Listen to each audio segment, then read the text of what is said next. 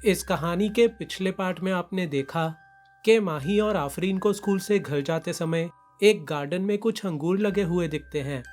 जब माही उस घर की बाउंड्री वॉल पर चढ़कर अंगूर तोड़ने की कोशिश करती है तो वो फिसल जाती है और उस घर के बगीचे में गिर जाती है, जहां उसको एक काला चोगा पहने एक आदमी मिलता है।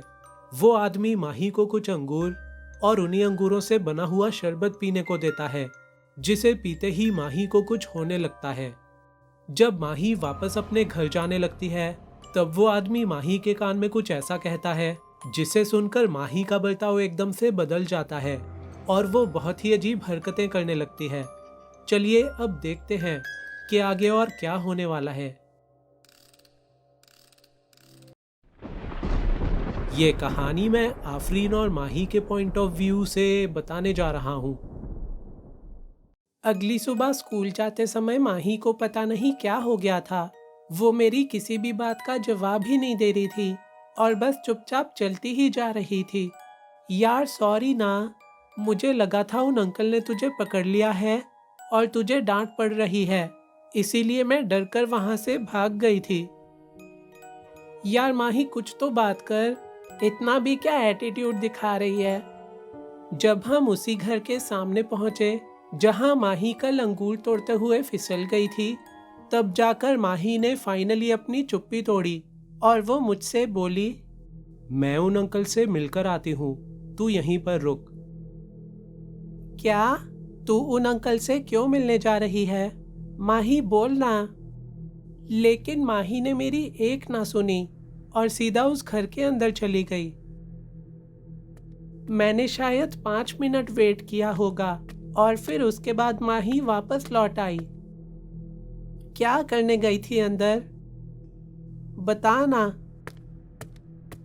माही का बिहेवियर बहुत ही अजीब हो चुका था और वो कुछ बोल ही नहीं रही थी। मैंने सोचा कि मैं इस बारे में टीचर को बताऊं, लेकिन फिर मैंने रहने दिया।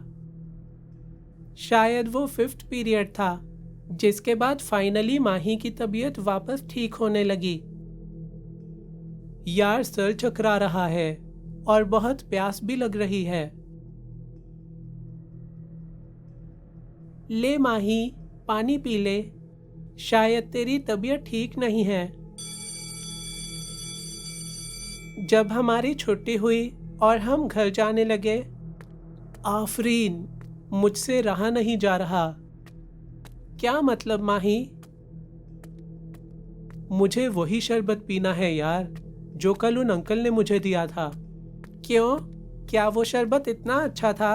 हाँ यार, वैसी चीज तो मैंने आज तक कभी नहीं पी।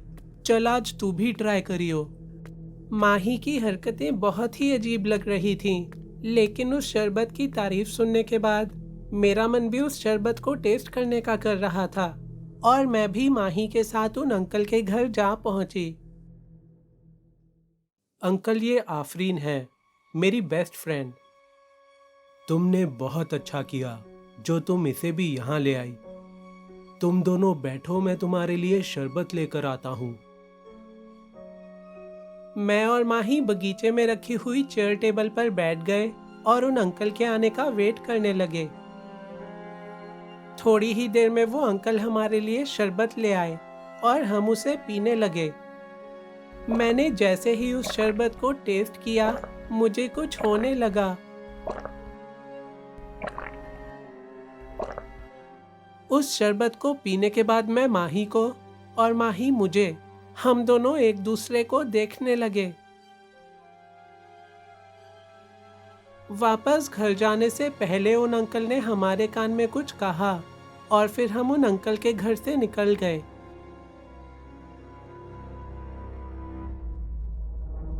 मेरा सर भारी होता जा रहा था और पता नहीं मुझे क्या हो रहा था। ऐसा लग रहा था कि मेरे ऊपर अब कोई कंट्रोल ही नहीं है। माही का हाल भी मेरे जैसा ही था और हम दोनों बदहवास होकर सड़क किनारे पड़े एक कूड़ेदान के पास बैठ गए और आते जाते हुए सारे लोग हमें देखने लगे।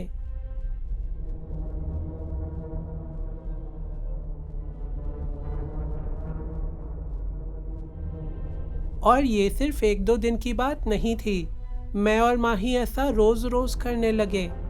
स्कूल खत्म होते ही हम उन अंकल के घर पहुंच जाते, जिनका नाम मिस्टर राका था, और उनसे शरबत के लिए भीख मांगते। मिस्टर राका भी हमें रोज शरबत पिला देते थे, लेकिन बदले में वो रोज हमारे कान में कुछ गलत काम करने को कहते।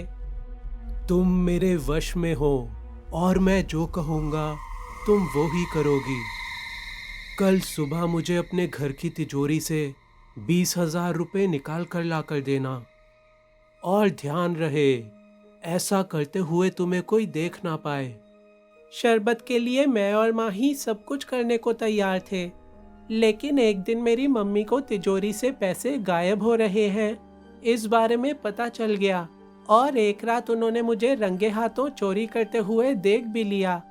मम्मी ने मुझे देख तो लिया था, लेकिन मुझे रोका नहीं, और बल्कि वो अगली सुबह मेरा और माही का पीछा करते हुए मिस्टर राका के घर तक आ पहुंची। मेरी मम्मी ने माही की मम्मी को भी इस बारे में बताया, और उन दोनों ने इस बारे में पुलिस को भी इत्तला कर दिया। इंस्पेक्टर साहब, एक आदमी ने हमारी बेटियों पर कोई काला जादू कर दिया है, प्लीज उस आदमी से पूछताछ करिए। काला जादू जैसी कोई चीज नहीं होती मैडम, मैं इस बारे में आपकी कोई मदद नहीं कर सकता। प्लीज सर, आप एक बार हमारी बेटियों की हालत देखिए तो सही। अगले दिन एक इंस्पेक्टर के साथ मेरी और माही की मम्मी राका के घर जा पहुंची, जहां उन्होंने उसे रंगे हाथों हमें शरबत पिलाते हुए देख लिया। ए मिस्टर, तुम इन बच्चियों को क्या दे रहे हो? जी सर, ये तो बस अंगूर का शरबत है।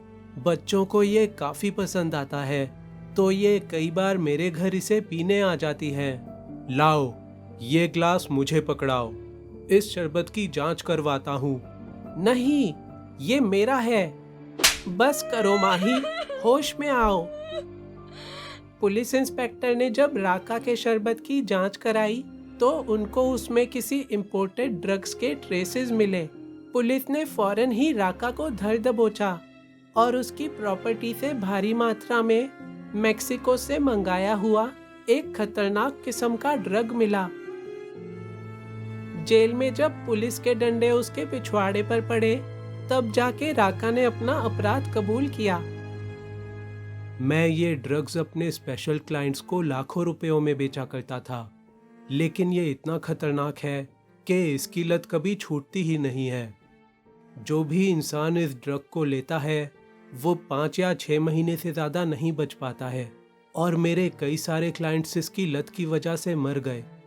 धीरे धीरे मेरे कस्टमर्स खत्म होने लगे, लेकिन मेरे पास अभी भी इसका काफ़ी सारा स्टॉक बचा हुआ था, तो मैंने सोचा कि क्यों ना इन बच्चियों को इसकी लत लगवा के इनसे ही थोड़ा पैसा कमा लिया जाए। माही और मैं राका के चंगुल से फाइनली आज़ाद हो गए थे। उस नशीले पदार्थ की लत को छुड़वाने के लिए मुझे और माही को कुछ दिनों के लिए रिहाब में भी रखा गया। थैंकफुली अब हम दोनों की लाइफ एकदम नॉर्मल है, और अब हम एक बहुत ही बड़ा सबक सीख चुके हैं, और वो ये है कि किसी भी अनजान इंसान के द्वारा दी हुई कोई भी चीज़ कभी ना खानी चाहिए और ना ही पीनी चाहिए। हम आशा करते हैं कि आप लोग भी इस सबक से ज़रूर सीख लेंगे।